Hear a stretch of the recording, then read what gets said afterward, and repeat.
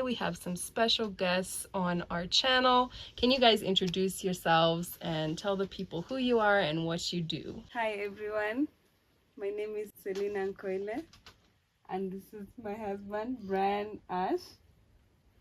It's good to be here on your channel today. We are at Boma Noma and we are the directors of Boma Noma company. It's an eco lodge, an organic farm in a community space where people come and get inspired. They come and see permaculture in action, regenerative agriculture, and it's acting more like a demonstration garden for our local Maasai community to learn about regenerative agriculture solutions.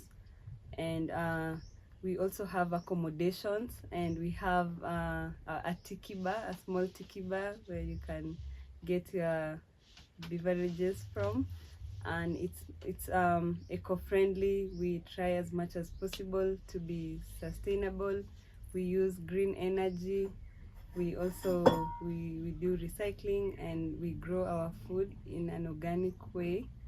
And we also really promote sustainable businesses. We promote the local community, as we are always buying firewood from the women, and also poultry, eggs and chickens we get from them. We have employed a bunch of the local community members. They work here, and it's been just amazing being here and doing all this with my husband, who will now introduce himself. My name is Brian, and like Selena said, we're the owners of Boma Noma. So, karibu. Thank you for that. And if you don't mind my asking, how did you guys meet each other? Go ahead.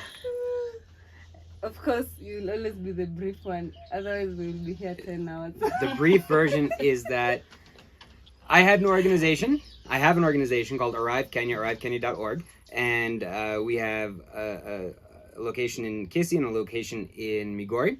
And in our location in Migori, what we do, we rescue street kids and help orphans. We build schools and orphanages and children's homes and things like that. So one of the dormitories of girls needed a guidance counselor. And one of my oldest friends in Kenya, he's not the oldest, but he's my first friend in Kenya from 2012. His name is Lenny, and he lives in Awasukadong. He's Maasai from a small village up near Mount Suswa.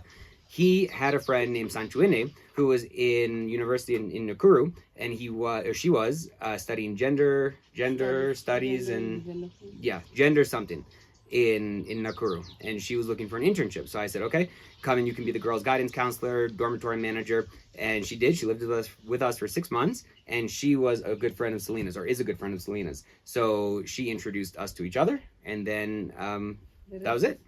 Yeah. Very nice. Yeah. That's awesome. So what is your goal with your amazing farm you have here and accommodations and everything? What is your goal for this place in the next 5 years?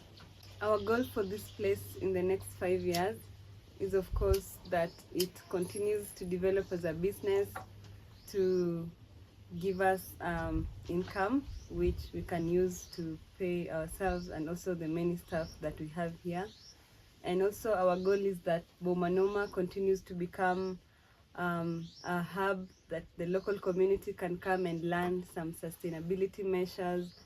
Even the local kids can come and do internships here, those who are in the hotel industry. The main goal right now, especially this year, is that we can get a sustainable source of water for us, also for the surrounding community, because we are experiencing like bad water shortages here. And when you go out there, at least for us, we are able to afford to buy water from town, because town is only like 15 minutes drive from here. But for many households who live below the poverty line, they are really not able to buy water. They do not have the resources to even buy that water. And so when you go and see where they fetch water, they have to dig into some sand soil so that they can hopefully get some water. So we hope that we can get water to keep our demonstration garden alive, but also to share with the many households that have been experiencing water shortages because of the ongoing bad drought. From the word Boma Noma, How did you guys come up with it, and what is the meaning of it? Well, we came here in December of 2019, and we thought we were just building our own house, or a small homestead for us. So we built our house, a small kitchen, and a bathroom, and from day one, people just started coming, and they would sleep in our house, and they would poop in our bathroom and not clean it up, and they would cook in our kitchen and not clean it up. So we knew we had to expand once people started coming, and more people started coming. And at first, people just knew this as the Mzungu's place, because being one of the only white people here, you know, that's what the name became. Pole. And very soon after that, I didn't like that at all. That's what people were calling it, but I did not like it. So we were looking for a name, and somebody came here one time and just said, this Boma is Noma, but they said it in Swahili, Boma Noma. Boma is a homestead. Noma is Swahili kind of slang for badass. So from that, someone told me this Boma is Noma, and I just thought Boma Noma. What a perfect name. So that's how it came to be. I love that. Mm-hmm. Wow. So I understand that you speak several Kenyan languages. Can you tell us about that? I really only speak Swahili. Okay. Fluently, completely fluently Swahili. Okay. Because I've lived in Kisii for 3 years, Migori for 3 years, and now Narok for 3 years, I do have a little bit of Kikisi, Kijaluo, and Kimasai, but really it's only greetings. In Kenya, as you know, to try and learn a mother tongue, there's so many different languages. I mean, I could learn Selena's first language of Maasai, or Ma, but if I go an hour to the east of us, they're speaking a different language. If I go an hour to the west of us, they're speaking a different language. Where Swahili, you can go anywhere in Kenya, Tanzania, Uganda, Rwanda. I mean, parts of Ethiopia, you can get around with Swahili. So I put my resources to learning Swahili, and just knowing a few words in all the tribal languages where I've lived. Have you guys done any traveling since you're married or before you were married? A lot. Our first trip, we went to Cape Town, South Africa. And then in early 2019, we actually walked on foot across Kenya, Uganda, and Rwanda. So it was 58 days. And that is where you really get to know someone, because when you're hot, you're tired, you're carrying the heavy backpack, the sun is out in full, African force, you're dehydrated. That's where you really get to know someone's behavior. So we walked across Kenya, Uganda, and Rwanda. That was even though it wasn't geographically a huge area, speaking on the worldwide, that's where we saw so many things, because you're walking on foot, you're interacting with the people, you're totally immersed. So that was an amazing East African adventure. We've also done a lot of traveling within Kenya, but our big international trip was to America. Selena went to everywhere. From our home base was in Connecticut, where I'm from, but she went to Chicago, she went to Texas, we were in Colorado for a few weeks, because I graduated from the University of Colorado. She went to Washington, D.C., up to Boston, to Cape Cod and Martha's Vineyard. So she got to see a lot of America, which was really, really cool. Utah, yeah, Utah. Yeah. Nice. And the Rhode Island. Rhode Island, yeah. Mm-hmm. Yeah. I enjoyed America a lot. Mm-hmm. And of course, New York City, of course. New York Because City. that's in our backyard. So, Yep. but we stayed a lot in Connecticut and Colorado were the two main places that we stayed. So, Selena, what was your first impression when you first arrived in the US? When I first arrived in the US, we landed in JFK. I saw these tall buildings. Like, the infrastructure there is so advanced, and the towns are so big, and I feel, and everything looks perfect. Like, you don't see any trash along the road. Everything is well marked, and the roads are always on renovation. Even the roads you see there, like, in perfect condition. But yeah, it was a culture shock for me. And also, they have a lot of machines. Machines do most of the work. So yeah, and also I was able to experience the two, seasons. I was able to experience the summer and fall. We came back when they were heading to winter. So I think I really enjoyed the US, and the fact that I was able to go to different states, it made me just appreciate also the diversity in the US. It was funny, we landed together in New York, and then the next day we actually flew out to our friend's wedding in Chicago, which was extreme culture difference from Maasai land to bougie Chicago. And we actually have a picture here of when that was in August, nope. Okay. August 10th. 10th. At our friend's wedding. This is one day after Selena landed in the U.S.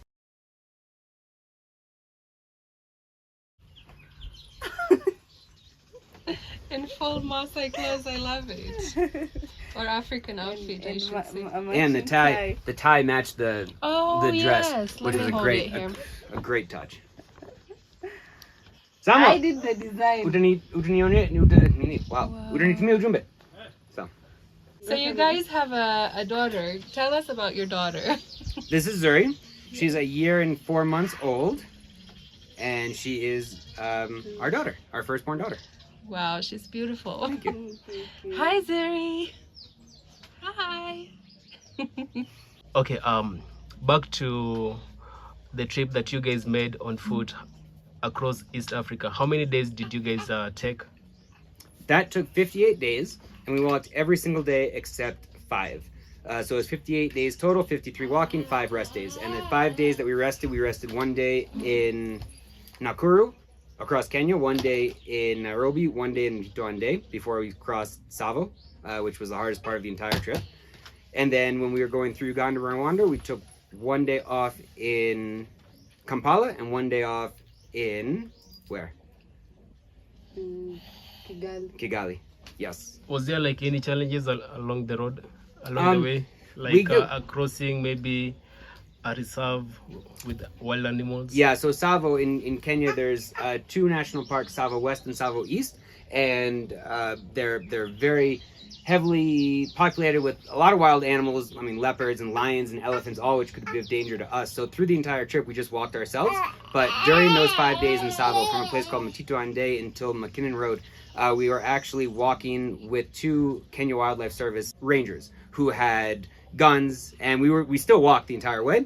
What was even more difficult, and we saw all the animals. We saw the leopards and the elephants, and we didn't have any close calls really, but the hardest part of that is when we're walking across East Africa, we were basically walking next to the main road, because if you think about a place like Nairobi to Mombasa, there's no shortcut. You basically are just walking along the main road. There were a few places where we were able to take a shortcut, but we weren't like in the middle of the woods. We were within civilization. So we were able to, carry everything on our back with water and food, but we would always get to a small duka or a store or a kiosk on the road where we could eat and get some rice and beans and whatever.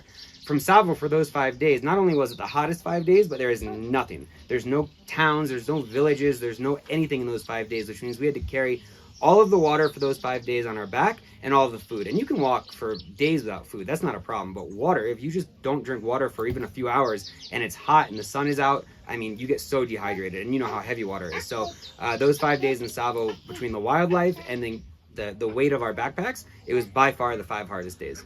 So what is each of you can answer, what is your favorite thing about Boma Noma? Mine is that the world comes to us. We've been here and we have done no marketing or no advertising, but we've hosted people from 42 different countries, which means people can come, we can share a drink, we can share stories, and then they're on their way. And it's almost like we're here at home, and we're traveling without ever having to leave our home, which is really, really cool. And kwa Wakenya wote wenye wanatuangalia saa hii, karibuni sana kwa Boma Noma. Tuko hapa na tutapenda ukikuja kututembelea sisi hapa nyumbani. Karibu sana. For me, I think my answer is similar to his, the human connection. And really, I think there's just a need for human-to-human conversations. Like, people are trying to live in their small corners, but really it's good to always connect with people, talk to people, get other people's perspectives, let them give you feedback, or just the human connection that Boma Noma acts like as a social place where people can come and have fun and enjoy good times makes me feel good about it. Yeah. Very nice. So in closing of this video, what is the thing that you most like about your husband, and what is the thing you most like about her, your wife? I think that she's got a very big heart. Yeah. Almost to a fault, but not quite to a fault. So that's my favorite part about her. Oh, thank you. For me, like it's his personality. He's caring, loving, and yeah. That's wonderful.